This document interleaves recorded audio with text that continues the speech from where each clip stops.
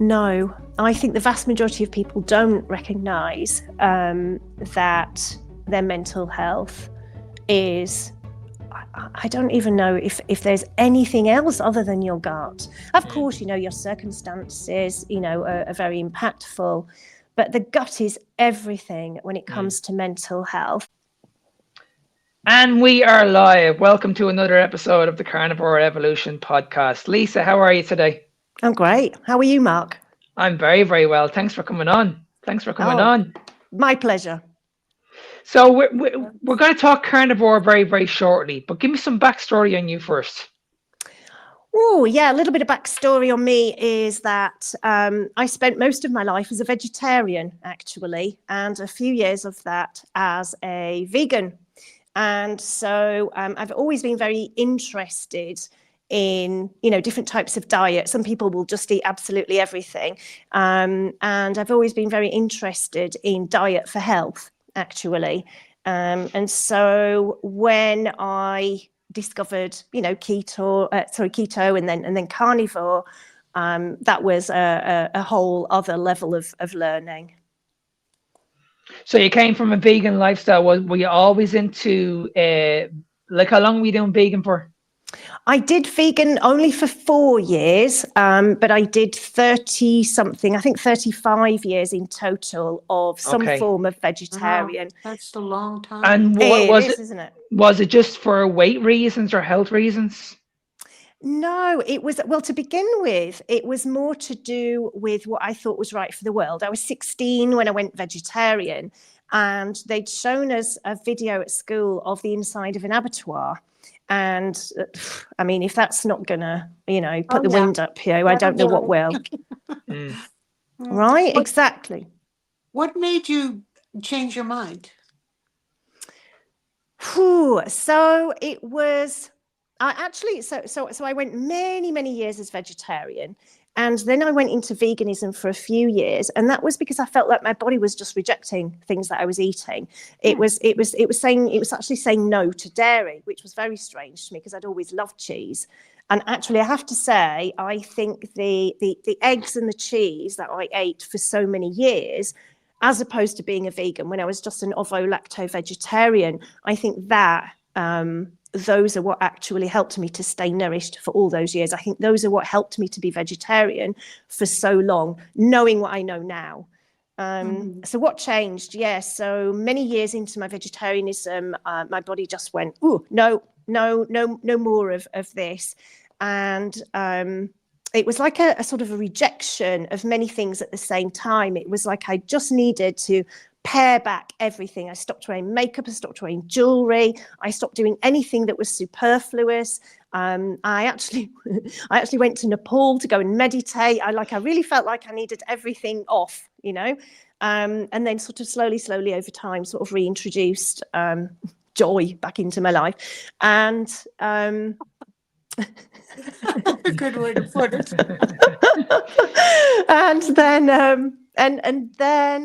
it was one day I'd been vegan for 4 years, and I just had this feeling that I wanted to eat fish, and I was like, well, I don't know where that's come from. That's ridiculous. I mean, who wants to eat fish when they're vegan? I'm like, I don't understand it. So I spoke with a friend of mine, actually, who calls himself a flexitarian.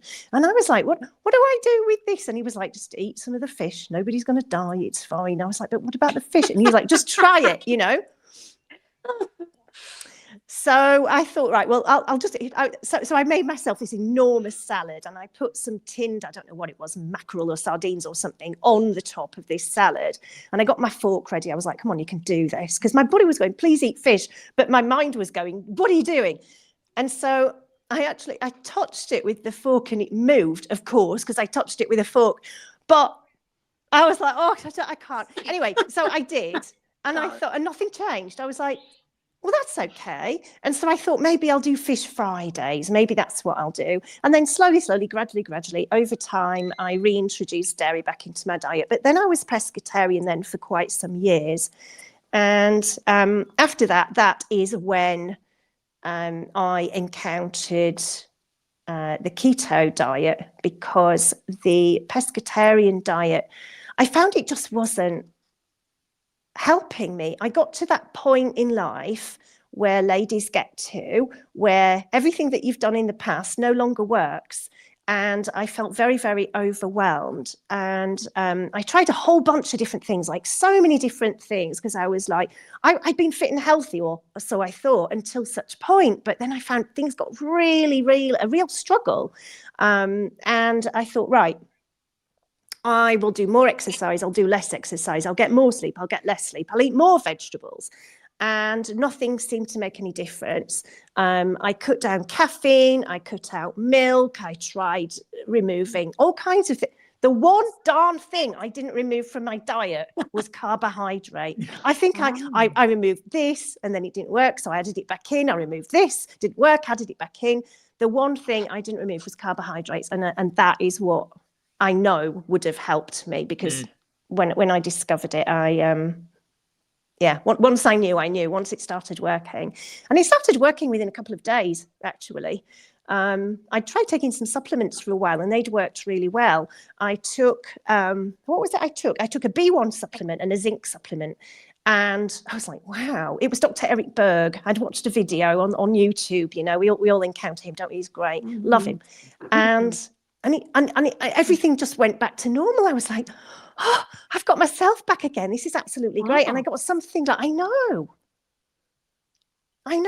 And so I did something like, it was, I don't know how many tablets I got from the health food shop, but it was like 30 or 60 tablets or something. And so I took them rigorously, you know, every day. And at the end of it, I was like, well, I'm feeling fine. Doesn't matter. Forgot all about it. 2 days later, bang, it was all back again. Oh. And I thought, wow, what is going on? Why? Like, what is it that I need? So what were the symptoms, Lisa? What were you experiencing? Like, talk us through it. Yeah, so I was experiencing a severe sense of overwhelm. I can't explain it in any other way. It was that I would go into the kitchen in a morning, and I would see, you know, halfway through the morning, I'd had breakfast or would have, you know, done my toast,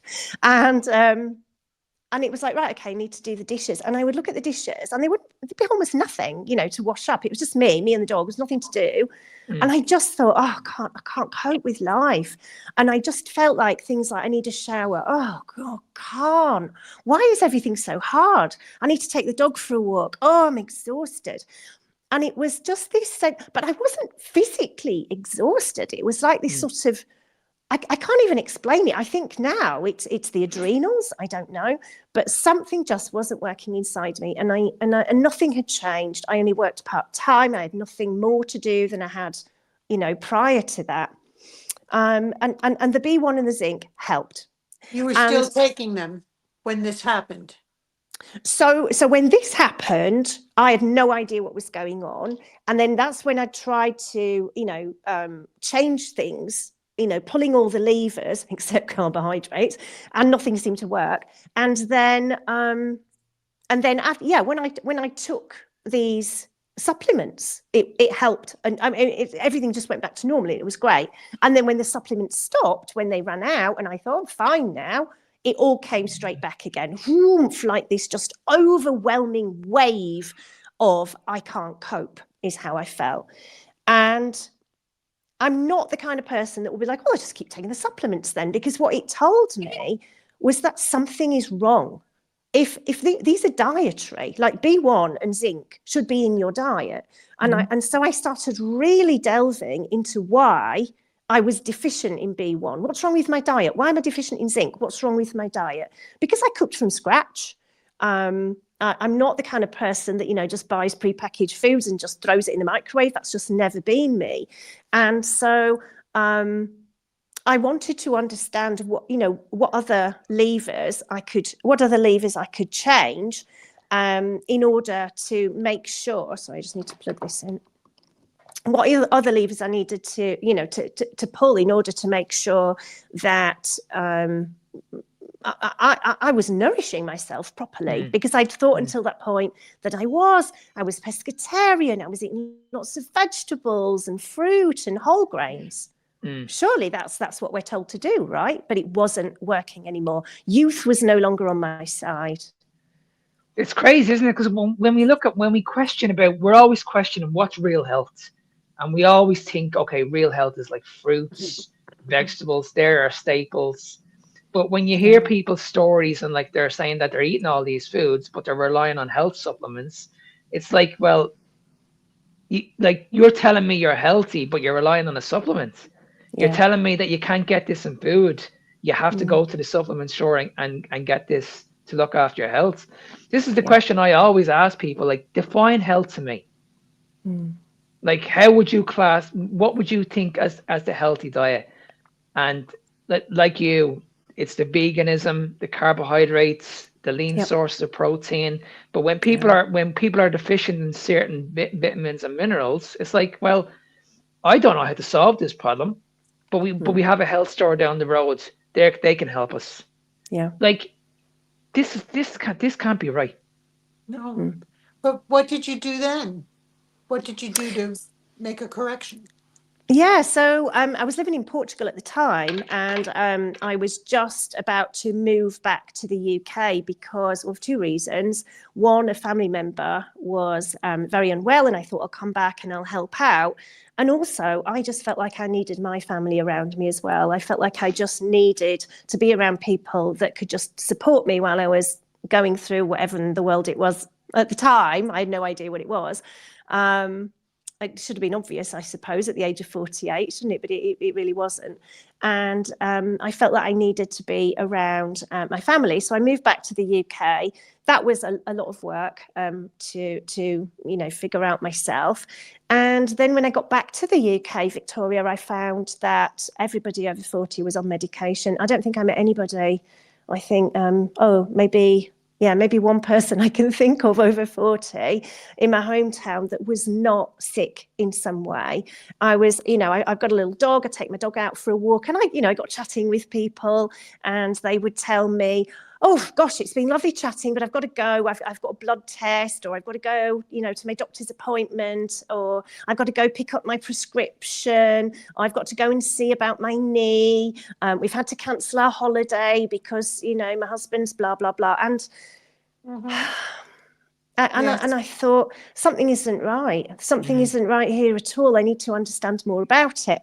And then one day, I was running up the stairs at my parents' house, 14 steps, been running up these stairs since I was 3 years old, running up and down the stairs like you do. I got halfway up the stairs, 7 steps up, I think I was. And I was like, oh, this is an effort. Wait, what? And I thought, it's not everybody else. It's also me. And so what I had been learning about sugar at that point, I was trying to get everybody to get off sugar. Can you imagine? You know what it's like, don't you, when you're trying to get people to not eat sugar? They hate you, don't they? Yeah. Yeah. Oh, yeah. My name was mud, honestly. My name was mud for sort of saying to people. It's the one thing people always get triggered by. No. Always to get triggered by. That Don't talk to me about sugar. I love my sugar. I love my that coffee and carbohydrates. alcohol. Yeah. Yeah. Yeah, absolutely. And so I'd kind of found out about sugar at that point. I was starting to learn more about highly processed foods because I came back to the UK after many years abroad, and I was like, oh, whoopee, look at all these childhood snacks that I haven't eaten for years. And so, my parents had cupboards full of these, and I was like, oh, so I was, making my way through those as well, all at the same time being like, something isn't right with diet, my family members are not well, I'm not well. So just trying to make sense of the whole muddle of it. And then somehow I came across keto. It was probably because I'd watched a few videos by Dr. Berg. And so, of course, that's all his thing. So I thought, right, I moved out from my parents' place, out of temptation, did my own grocery shopping then, and a couple of months later. And then I was able to just go back to only having whole foods. And I decided, right, I'm going to follow the protocols of a ketogenic diet within pescatarianism. Mm-hmm. And I did. Within 48 hours, not even, it wasn't even 2 days. I cannot tell you the difference in me. The difference in me was phenomenal. I felt flexible again. And I hadn't realized how kind of stiff and inflexible I'd become. I was like, I was like this. I was like, this is amazing, absolutely wonderful feeling. And my stomach went down, my skin brightened up. I looked at myself in the mirror. I was like, I look better in 2 days. Wow. I know. Fantastic. Yeah, really. And I enjoy cooking anyway. And so I just thought, right, let's experiment with this. You know, I'd as a vegan, I'd actually been working at just as a volunteer during the like weekends and holidays and things at a rather popular vegan cafe in London. I'd lived in London some years before, and I really enjoyed, you know, putting all these vegetables together and these different flavors and everything else. And I was actually quite good at it. And I thought, right, well, I can do it with, you know, these ketogenic ingredients as well. You know, there's going to be a lot less, you know, sort of, you know, flour and seeds and all of that kind of stuff. But okay. And so I did a pescatarian version of keto for quite some time. And I started, you know, taking photos of my dishes because I made them look very nice, you know, and then I put them on Facebook for my friends to see them because, of course, I was still trying to get them to not eat sugar anymore. And so I put this on Facebook, and my friend Lauren said to me, "You know what? These recipes, why don't you put them in a cookbook?" I was like, "There's loads of keto cookbooks out there." She was like, "Yeah, but you know, I think you should do it." So yeah, so I did. Well done. Lovely. What's it called? So it's called Ketogentility, Very good. food refined. That's my subtitle. Do you like that? I really like what I did with Oh, that. I Food love refined. it. Yes. And what's your favorite recipe?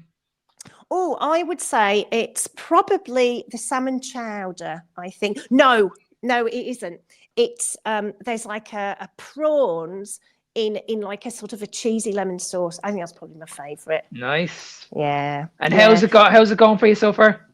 So that went really well. Then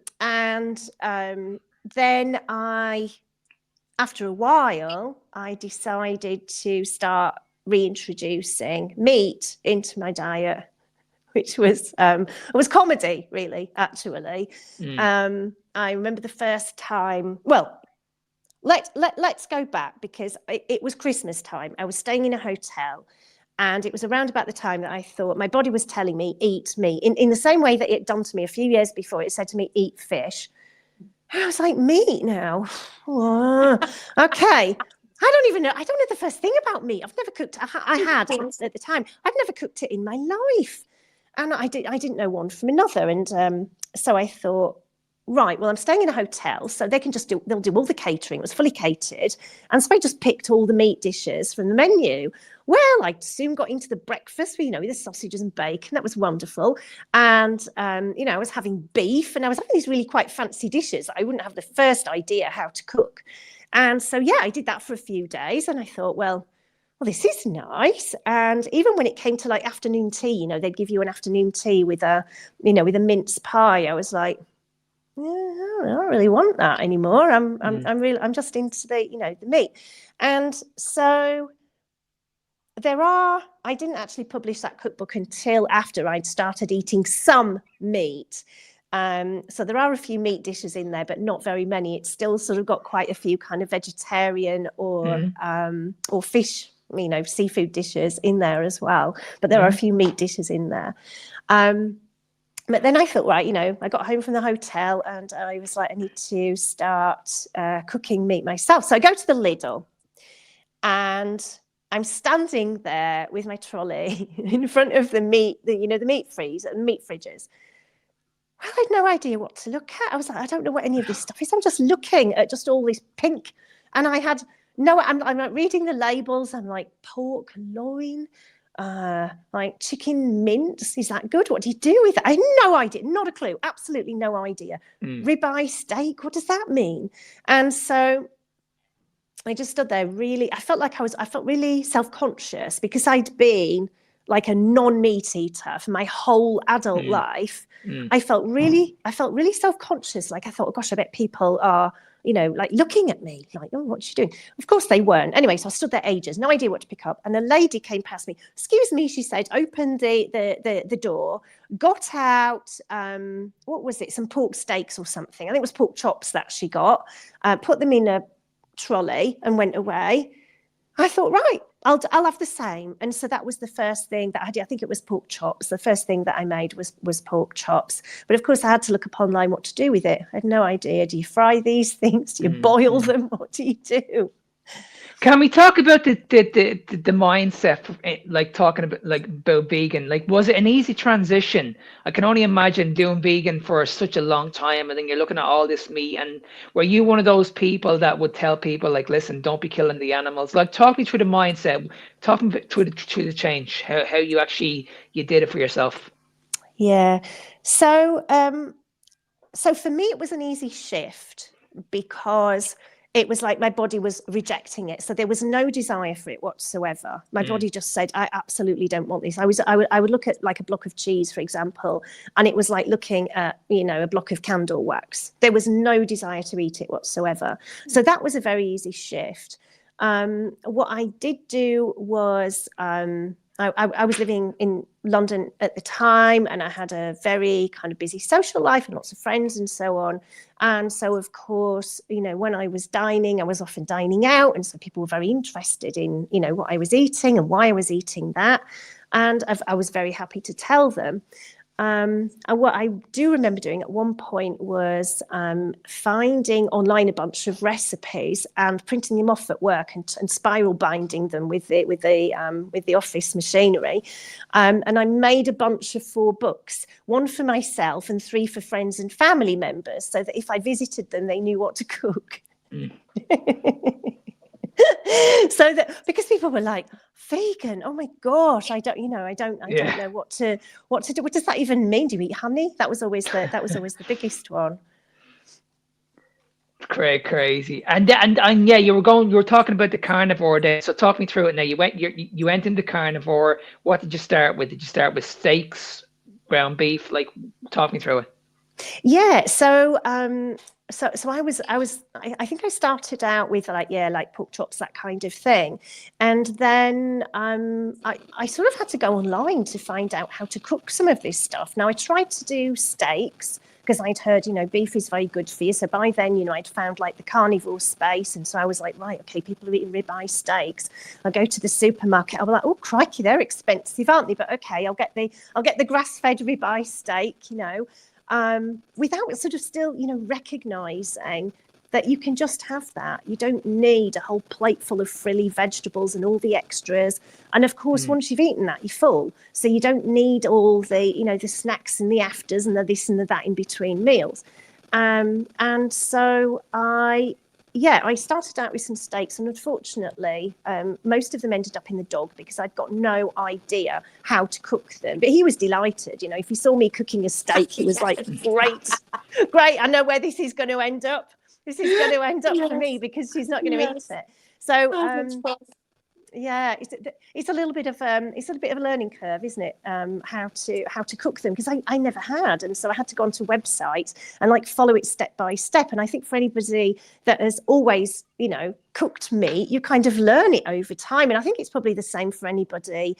When they would say to me when I was vegetarian or vegan, how do you make like a ratatouille? I'd be like, crikey, it's so easy. Yeah. But it's because I'd done that sort of thing so many times that it just became second nature. And so that's what I've been having to do for the last couple of years with me is learn how to cook it, learn how to season it, learn how to make it so that it's not rubbery, basically, and ending up with as dinner for the dog. So, what are you eating now? Have you achieved a pattern? Do you include variety? What does your diet look like today? Yeah, I would say probably now. So I went when I introduced meat, then what I found is over time all the vegetables just fell away completely, which was crazy to me. It was like totally bananas. How could I not want vegetables after I'd eaten so many of them for so many years? And they are what I felt kept me healthy. But they just fell away. I stopped wanting them. I stopped needing them. I stopped desiring them. I would buy them and throw them away. And I thought, okay, this is just a habit now, buying vegetables that I don't want. And then what I noticed actually over a very short, it was kind of gradual. It wasn't sudden. Like when I went keto, that I noticed these sudden health changes, but it was actually just sort of gradually over time becoming carnivore, was that I realized that my mental health was way better, way better. And I'd always had this kind of baseline of like an underlying depression that was always there. And so in difficult times, it would kind of rear its head. And then when things were easier, it would go away, but it would always be there, sort of in the background. And what I sort of, suddenly woke up to realize, over time, it was like, I don't feel depressed anymore. I actually feel like it's gone. Wonderful. I know that feeling. Yes. Right. It's great, isn't it? I was like, this is insane. And was it always the vegetables that was the hardest part, or was it the carbohydrates? In what way? To get rid of, to like say, okay, this is it now. I'm done. I can't. This is gonna be the last straw. Was it the vegetables that were the last thing to go, or was the carbohydrates? I couldn't care less about the vegetables, honestly. Getting rid of carbohydrates is difficult because you do often, you may find yourself, I think, particularly in the beginning, a lot of people in the beginning really do miss that sort of that crunchy, salty kind of, and until you find the things that can replace that, until you kind of get over it, it is quite hard to get beyond. So that's why, you have to look for the alternatives, like the pork scratchings and that kind of thing. But letting vegetables go is easy. And then, sometimes I kind of cheat on carnivore and I might make myself a Caesar salad, That's terrible. How dare you? It's funny, isn't it? So I posted on my Facebook yesterday because somebody had sent it to me because it was very funny, and it was a short video of a lady who was quite overweight with a huge bowl of salad in front of her, right? And so she got this fork and she got this massive bar of chocolate. Like it's this open bar of chocolate. Did you see it? And she's shoveling the salad in her mouth while going, like sniffing the chocolate. Yeah, crazy. I love it. And the funny thing is, I looked at that and I was like, oh, yeah, I could just eat that salad. That's what I felt. And so I would say that now I don't miss vegetables. I don't miss salad. But from time to time, it is quite nice to have a little crunchy salad. So I'd probably call myself, just ketovore, I think would be the term for me now. So I do still eat, it's not purely meat that I eat. So I eat beef and pork and all seafood like fish and so on, prawns, that kind of thing. But I do also eat a little bit of cheese and full fat Greek yogurt. It's a difficult one to give up, isn't it? It's so Moorish, isn't it? The Greek yogurt. Yeah. I eat a few nuts now and then, but not so much, and a bit of dark chocolate, like 85% dark chocolate now and then, but that's kind of it, really. That's my diet, and butter, of course, and eggs. Yes. Do you get any cravings ever? Cravings? Yeah, not really. I think sometimes, yes, actually, sometimes I do think it would be nice to dip meat in some ketchup, and so I make my own ketchup with I just use tomato passata. Just put a little bit tomato passata, just 100% tomato passata in the blender with a date, one date, and some vinegar and salt, and that's it. And then it's like a sort of a ketchupy thing. Like, and then HP sauce. HP sauce, brown sauce. Yeah.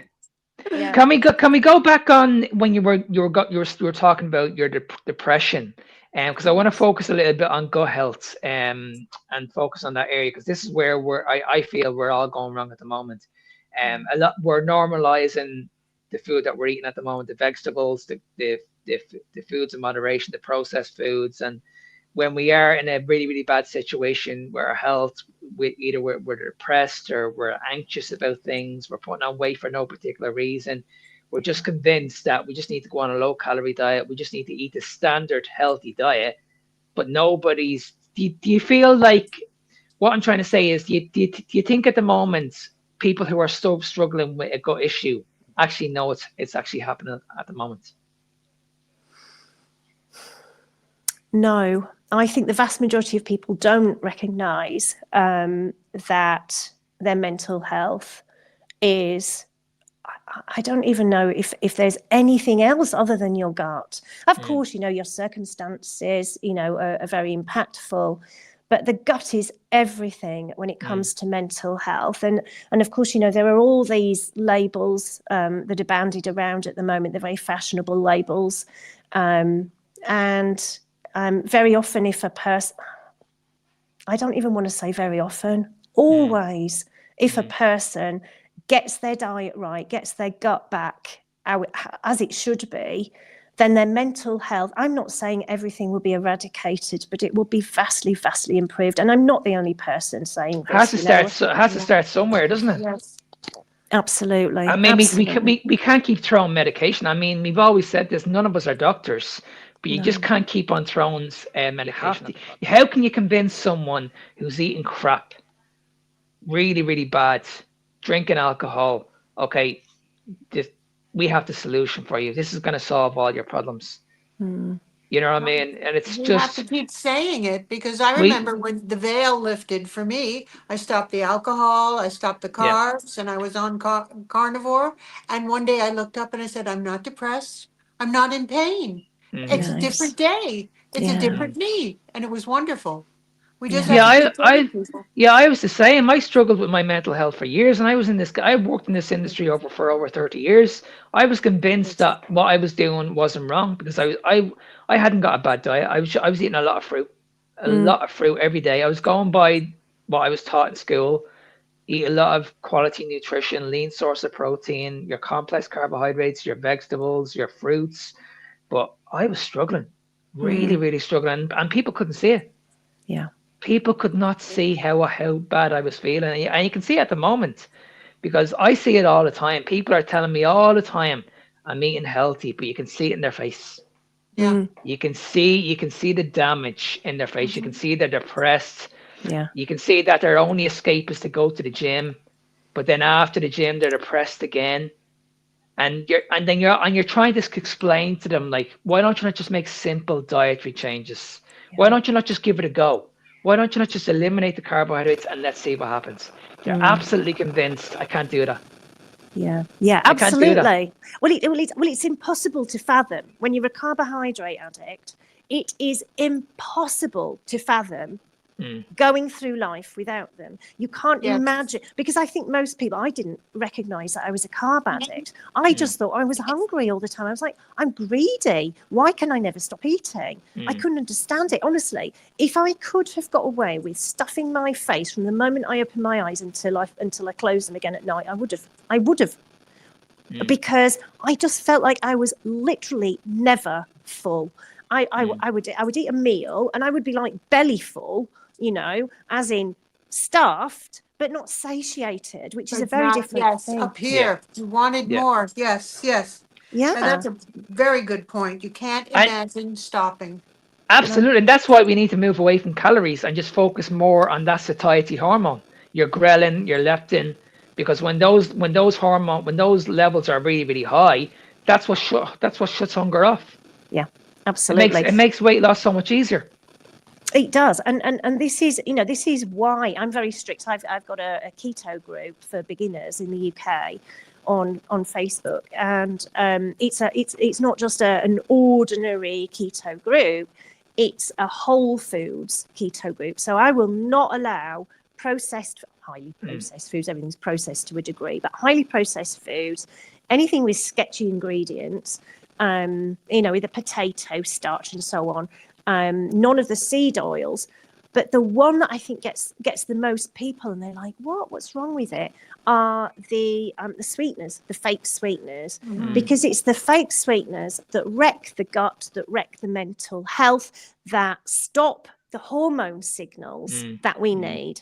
It stops the leptin and the ghrelin, and then they're not able to, heal that gut. They're not able to get beyond those hunger signals. So, somebody in my group yesterday posted a picture of, a can of Diet Coke and said, would this kick me out of ketosis? Maybe not. It depends on, your insulin signaling, because sometimes, if you do see something sweet, your body automatically fires. I was like, can of Coke fires off the insulin. But irrespective of that, and that does happen to some people, doesn't happen to others. It depends on the sweetener and the person. Yeah. Does it happen to you as well? So you noticed that from the sweetness. The sweetness sets me off, and then the cravings start. There's a name for that. I forget it, but there's a whole psychological and physiological reaction that happens. Yeah, exactly. And so they think to themselves, it's got 0 carbs in it. Fantastic. I can have that. It'll keep me in ketosis. Well, it may or may not, but ultimately it's going to stop your hormone signaling. It's going to stop you from knowing when you're full and when you're hungry. Absolutely. And then when we see what we're currently doing at the moment, in order to get full, we're saying, okay, you can have these carbohydrates, you can have these foods, but all you need to do is add in more fiber. This is going to slow down. This is going to slow down the absorption of that sugar. And then when you're walking around bloated and you don't feel good, you're fatigued, your energy is not the best. Again, we're normalizing this stuff. We don't know what's going on. Yes. You're going to see your dietitians, your fitness coaches. These people are advising this, but they have no idea why you're metabolically unhealthy. They have no idea why you're walking around feeling rubbish. Lisa, whatsoever. You used a word that is very important: hormones. Insulin is a hormone. And when you eat poorly, when you eat the carbs and the junk and the plant oils, you're putting your hormones out of balance. Yeah. That's insulin resistance. That's what you're doing. And if more people were aware that that's what they're doing to themselves, they're throwing their hormones 100%. Out of balance, that would help them understand what's going on. Because I see this an awful lot of women that I work with. A lot of the women that I work with are usually going through perimenopause. And when they're going through perimenopause, their progesterone, their estrogen is going down. They're doing everything. They're on the low calorie diets. They're eating absolutely perfectly well. They're going to the gym. But when they take their top off, they have this belly. They have this belly fat. And they have no idea how to shift it. And they don't realize that they're insulin resistant. There's the problem right there. And it's never going to be a calorie issue. Yeah. What you need to do is get those hormones optimizing back the way they should be in order for you to lose that belly fat. But they're absolutely convinced that no, I just need to do restriction. But when you do that, you're actually making it a lot worse. Absolutely. I need to eat less. These the tiny little salad with a little bit of flaky chicken on the top, and I've got to do more cardio. I'm not losing any weight. I've got to do more cardio. Like, no, you need to do less cardio. And it's such a mindset shift.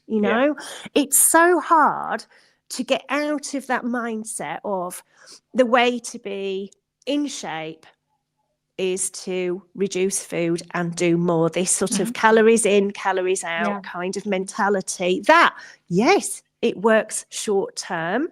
Yes, short term for a lot of people. But there's a lot of damage. There's a lot of damage that comes out of it. Not only that, but psychological damage you get from a low calorie diet. Yeah.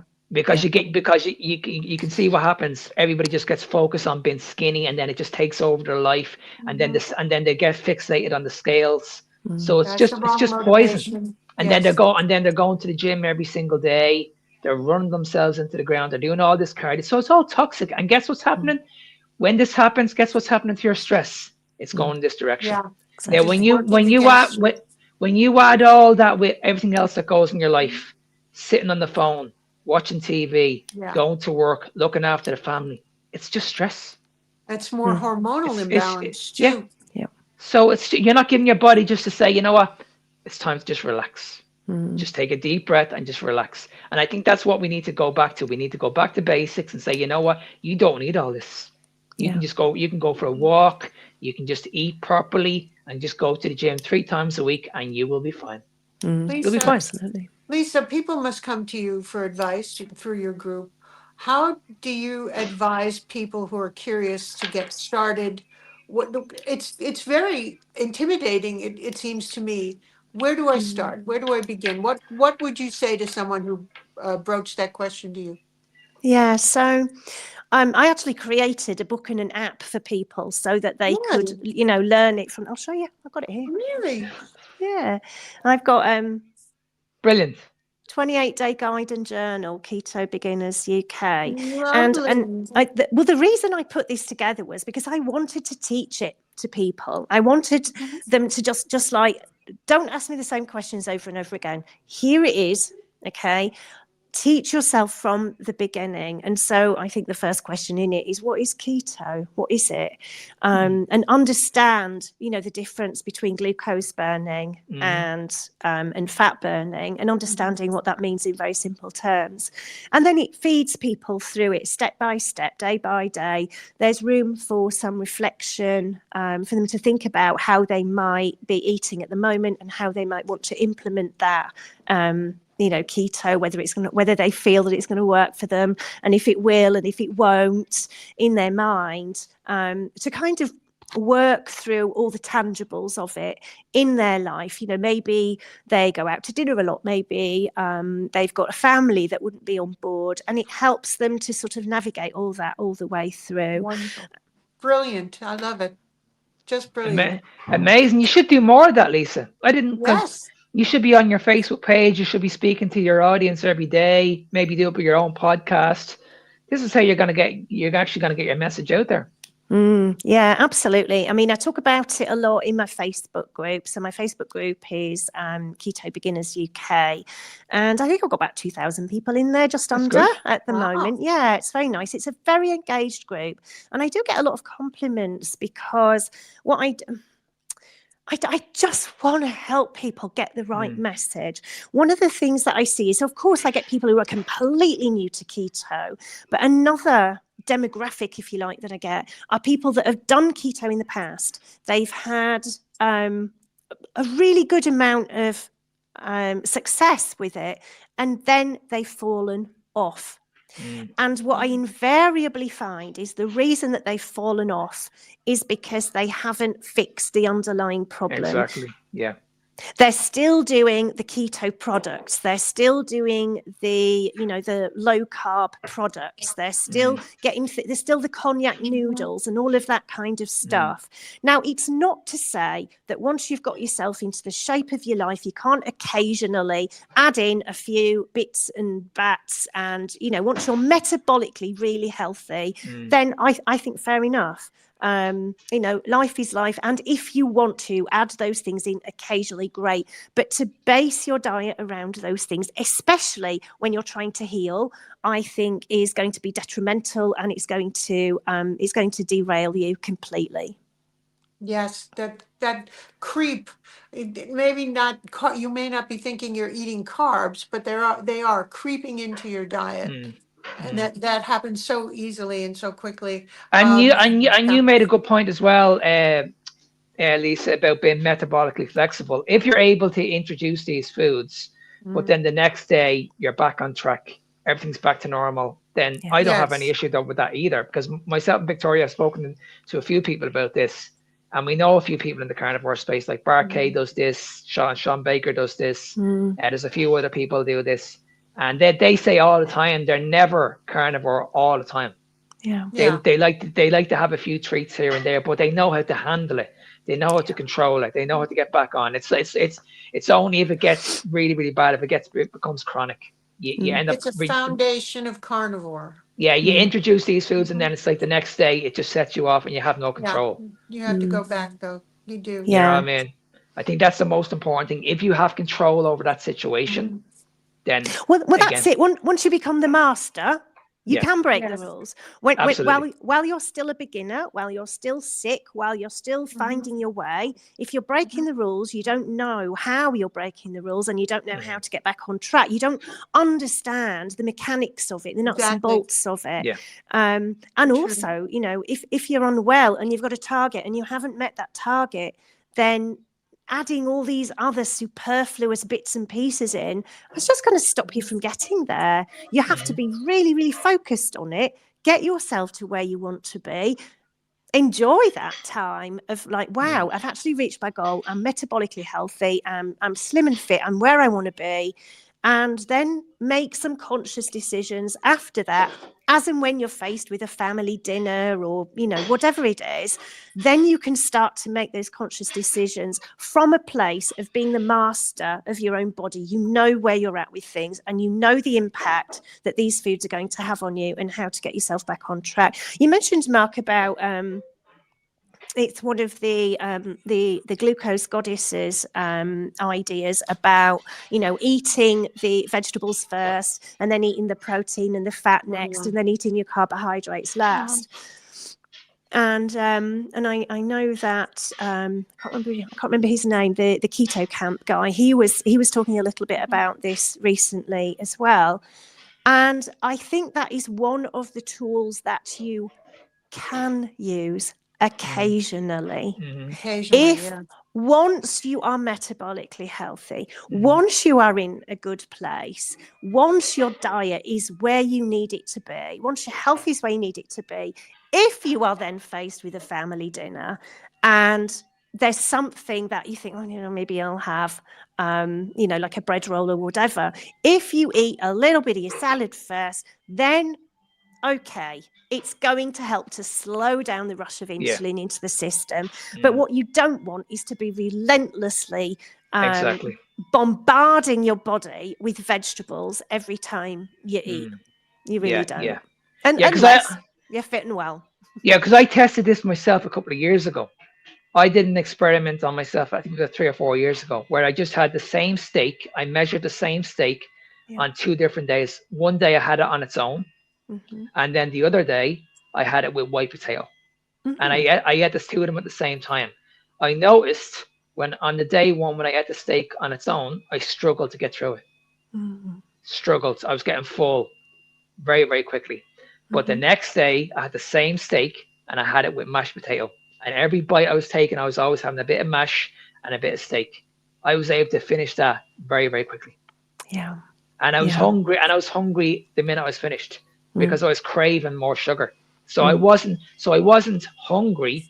I was craving more food. Yeah. Yeah. That was the difference. You know what I mean?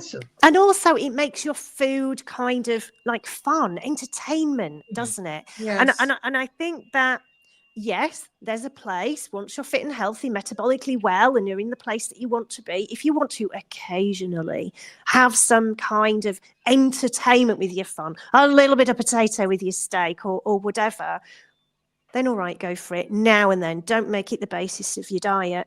But unfortunately, we have just come as a society to believe that food has to be entertainment all of the time. Every meal It's has to really be become that. It has absolutely become that. Yes. it has But to be like, entertainment, but doesn't like it? your, All the time. but like yourself, Lisa, you've got a cookbook now. I'm sure you have some amazing recipes in there. We have Courtney Luna in the world at the moment that has an amazing cookbook. You can have amazing recipes through Keto and Carnivore without the carbohydrates. Yeah. You know, I mean, absolutely you can. don't need carbohydrates and you don't need vegetables. You can still have an amazing life eating the food that you want. I mean, you can make a beef lasagna. I've seen people make pizza. I've seen people make these amazing recipes. I've I've made seen those things too. Dr. Carnivore. Kiltz makes his ice cream. I mean, there's so many recipes out there. Yeah, absolutely. You know what I mean? So it's not just people think that's just eating meat, but no, you can actually make your own bread. You know what I mean? There's many recipes you can make. You don't need to eat carbohydrates. Carbs, I think that's the most important thing is that we want to move people away from the carbohydrates or just get them on a low carbohydrate diet. So Yeah. again, it depends on the person. Some people can probably tolerate around 30 grams, 50 grams of carbohydrates. But I Yeah. think if you're taking any more than that, I think you've got a problem. No, any more than that, it is a problem for vast Yeah. majority of people, isn't it? Like Yeah. statistically, it's a problem. I say with my, because I sort of lead beginners into keto. Ultimately, some of them do go carnivore, and they need to because they're metabolically very unhealthy and they need to take things further, and that's fantastic. And I want to feed them into that if I feel that that's necessary for them. But the starting point needs to be just letting go of a few things and adding something else in to replace it, to get them used to this idea that you don't have to feel deprived. There's no deprivation in it. So for example, there was it yesterday? Yeah, yesterday there was a lady in my group brought in, bless her, she's still learning. It was a processed pot of strawberry flavored rice pudding. And I said, okay, well, she said, I don't think this is okay, is it? I was like, well, let's have a look at your label and let's have a look at your nutritional content. And I want you to tell me what's on there. And it was 17 ingredients. And I didn't know what even most of them were. So 17 ingredients. And of course, the carbs, fat and protein. It was all carbs and a little bit of protein and a little bit of fat. And so, of course, from a macro perspective, it was completely wrong. But also from an ingredients perspective, it was completely wrong. Even if it had actually fit into a daily carb allowance, which it hadn't, it had completely busted her with one little pot of rice. Yeah, really. I think it was like something like 34 grams of carbohydrates in this little pot. But what I said to her was not just, come on, no, you can't eat that. What I said to her was, let's replace it with something that's delicious, but will actually keep you in ketosis. So how about some full fat plain Greek yogurt with a few berries in it? Just let's start there. Absolutely. 100%. And that's the most important thing. I think that I don't think personally it's a good idea if you're working with someone and they just push them straight into the carnivore diet. Oh, no. You have to give it time, give it like working phase, like what you said, Lisa. Like they're going from this food that they bought in the shop, and all we need to do is say, okay, look at the ingredients here, but we can actually make this a little bit better, a little bit healthier, like you said. We can add in the berries, we can add in the Greek yogurt. It's a step in the right direction. Yeah. Yes. And then after that, then we can look at something else, and then after that we can look at something else, and eventually they'll get back to you with the information and say, well, I don't think I need this. I don't think I have a sugar addiction anymore. So now I feel like I'm ready to go into keto. I don't think I need the vegetables anymore. Now I feel like I'm ready to go into carnivore. And it helps them think through what they're doing, because a Absolutely. lot of keto dieters are into if it fits my macro, I'll only have a tablespoon or two of this strawberry rice pudding. But no, that's not the way it should go, because you're getting sugar and you're getting starch, and it's not what you want. But thinking through how to replace something you might be craving and examining your feelings, that's really brilliant. Thank you. I'm so I think it's you're so out there important. doing that. Yeah, no, I couldn't agree. And Go ahead, Lisa. Sorry. What you said, Mark, about how important it is not to try to get people to go carnivore overnight. It's a disaster, because there may be some people that have managed to just suddenly stop whatever they were eating and suddenly go carnivore overnight, and then just take it from there and be successful. But I think it's almost nobody, because there's two main reasons. The first one is that it's just not good for the gut. It's too much of a hard stop and a hard start. You've got to take you've got to take things slowly, so that your microbiome can start to sort of adjust over time. So that's the first one. But the other one is that the emotional response that we have to food, the habits that we have around food, if you're used to eating a certain way, just suddenly taking that all away and then just giving you a plate of steak is a shock. Absolutely, 100%. Now, I couldn't agree with you more. And when you talk about the keto flu, the symptoms these people are actually going to go through, if you eliminate all these foods and just go straight on a carnivore diet, they're going to get all these brain fogs. They're going to have Yes. headaches. They're not going to like this. They're going to have this for about 2 weeks, and I just don't think it's needed.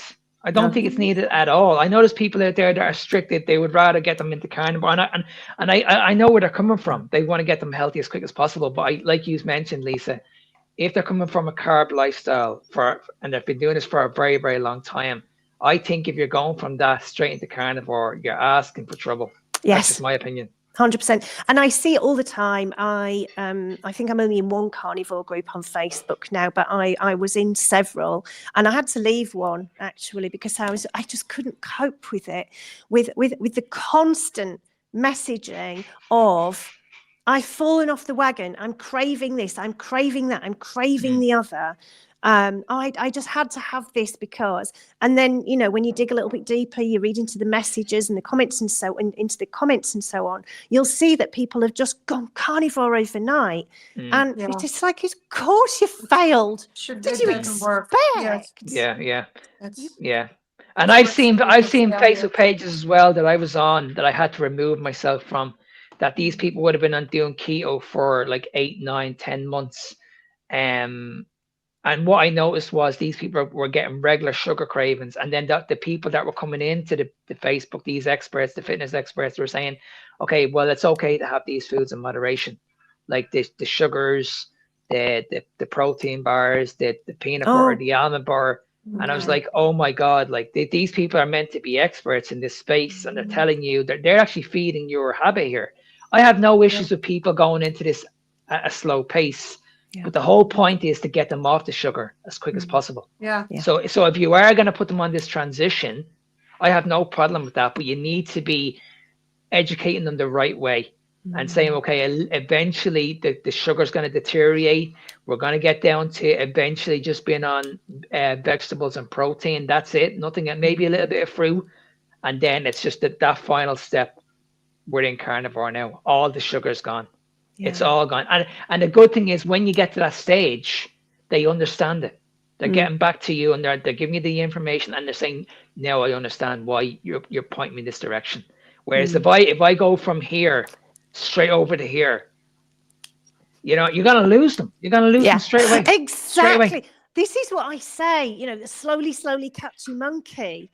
Because if you just suddenly, you know, take all the sweets off a baby, they're going to be upset. You know, Crazy. you replace it with something. It takes time, because, you know, you think about your own journey. I think about my own journey. If someone would have said to me, I don't know, like I don't know, cheese salad sandwich or something. Say, right, no more cheese salad sandwiches for you. You're now going to just eat, you know, bacon and egg. I would have been like, I'm sorry, what? There's no way. It just wouldn't have happened. There's no way. It's a process. It's a process. Yeah. And like you said, it's a shock. It's like, what? You're just telling me I just need to eat a steak? That's it? Nothing else? There's no vegetables. There's no carbohydrates. You're telling me just to eat? Because that was the biggest thing for me. 5 years ago when I came to carnivore, I could not believe I wasn't eating vegetables. I couldn't believe it. Everybody was saying to me, you just need to eat a piece of steak. And I had to figure this out for myself, because I was like, there's no way I can just eat a steak on its own. I had to do what everybody else does. I had to work into it. That's why for me, when I got over my sugar addiction, it took me about 7 months. Yeah. But I did it. I did it in the phases that I had to do it in. And I'm glad I did it that way, because at least that way, then I learned an awful lot from it. And that's how I was able to sustain it then going forward.